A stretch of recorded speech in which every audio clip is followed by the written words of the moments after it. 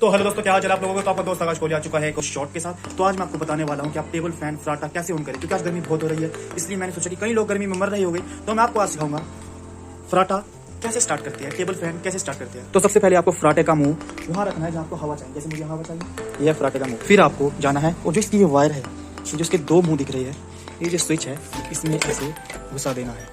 ये देखिए घुस चुके हैं। अब बस इसको आपको ऐसे कर देना है। देखिए ऐसे, दोबारा बता देता हूँ एक बार, इसको ऐसे घुसा देना, ठूस देना है। ये देखिए और ऑन कर देना। ये देखिए फ्राटा चलने लगा और मेरी गर्मी भाग गई। अब आप अपनी गर्मी को दूर भगाइए और ऐसे यूजफुल शॉट के लिए मेरे चैनल सब्सक्राइब करिए, वीडियो लाइक करिए।